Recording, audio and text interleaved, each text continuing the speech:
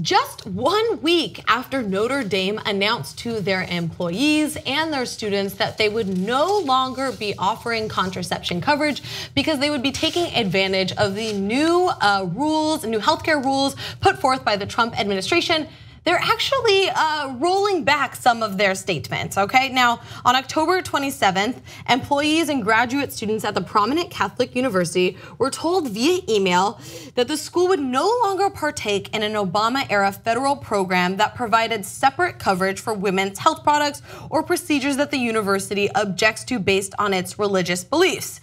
Now, this program was set to halt for employees by the end of this calendar year and for students in mid-August of next year. There was a lot of pushback, okay? There were students who created petitions, there were students who protest. 3 of Notre Dame students actually involved themselves in a pending lawsuit against the Trump administration over the new rules, and they filed that on behalf of them and the international nonprofit Medical Students for Choice by a clinic at Yale Law School. And so all of this sort of happened, right? They made this decision saying, we are not going to provide this for you anymore, which is something that they've actually been trying to fight for years. And now once the Trump administration sort of gave them the okay for any sort of institution that has a moral or religious obligation to contraception or contraceptive coverage, then they sort of took that and ran with it and sent this email, not really thinking about some of the consequences and the uprise that they would face from students and employees. Now, the latest email, which were sent to faculty on Tuesday morning, and the students later in the day, said that both student and faculty insurance companies intend to continue offering coverage for birth control with no copay, and that the university would not intervene. Now, I want to make it super clear, in this sort of case, the university doesn't have to provide them the birth care themselves, right? All they have to do is enable a third party to provide it for their students and for their employees. Now, what was really interesting when they made this decision last week is they said that if you need birth control for a medical condition, let's say something like PCOS or even acne or something like that, you can still get coverage for any form of birth control. But if you just want to use it for, preventative pregnancy measures, then you cannot. So it's really just this sort of blatant slut shaming that they got called out for in a big way. And this again shows just the power that we have and students have when they stand up, when they protest, and when they speak out. Yeah, I think this is the right thing to happen. Yeah. This is what happened. You hear all these stories about how religious organizations are gonna start using that as a loophole not to have to provide coverage. But then you do it at a university where they read and stuff, and people are smart, and you're gonna get the graduate school to just show up en masse and say, no, that's not gonna happen. Especially when people, it's college.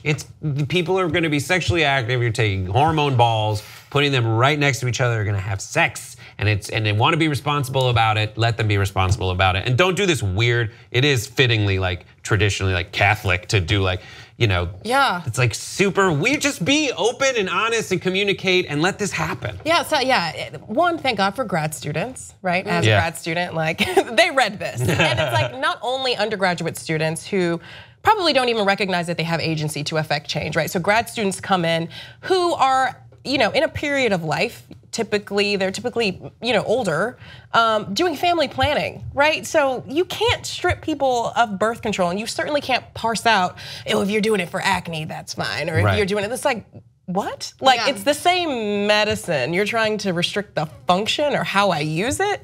Don't do that. Well, also they also say that you can only use it if you have a medical condition. Pregnancy is a medical condition. Right. Having a vagina is a medical condition that they're trying to tax originally. Yeah. This is a vag tax.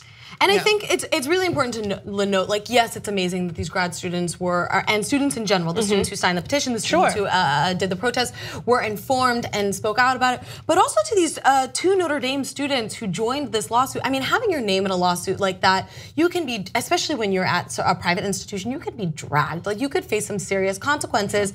And one of the students, I read a quote from her said, I feel really uncomfortable saying that I use this for anything other than pregnancy pregnancy prevention. I'm gonna be honest about that. And you should support me in that because that helps me achieve equity, that helps me continue my education. If this is an educational institution, birth control allows me to continue my education and achieve my career goals that I want to achieve. And you should support me in that and not try to hamper that with these antiquated and stupid legislation, essentially. And you have students who aren't Catholic who attend your university. So it's like you can't legislate morality on campus. It's ridiculous, and it puts students in a position where they do have to out these things that are very private. Right. Yeah, it is something that is yes, oftentimes considered private, but I also think that it can be something that is not as stigmatized. Like I think it's important to come forward and be like, oh no, I use birth control for not having babies so that I can still have sex. Like that's okay to say. There's nothing wrong with it. You don't have to be like, oh no, I use it for my acne. And if you do use it for your acne, great, that's good for you. But you can also use it to not have babies. That's still okay. You can use it for all of those things. Accepting of that. You don't want acne or a baby. You know what I mean? Like it can be. I don't want either. These are just the times when you just go, what year is it? Yeah. If this was 1992, I'd still be shocked if people were trying to take away birth control. Yeah. Like this is 2017 now, and only for the next few months, and it's going to be 2018. How is this a thing?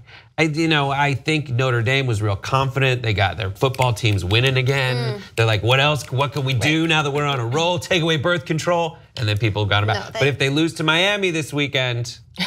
They're going to take the birth control away again. Yeah, I think, obviously I think this is great for the Notre Dame students and for the Notre Dame employees, but also I think this is important for students around the country who may feel powerless when these sorts of legislations are enacted on a nationwide level or a statewide level or just from your university or whatever it may be, but you do have the power. I mean, look at these students who petitioned and protested. You do have the power to enact change, and really, really quickly. I mean, look at this was a week ago, and they enacted change within a week. But I do understand where Notre Dame's coming from because their whole religion is based on an unexpected pregnancy.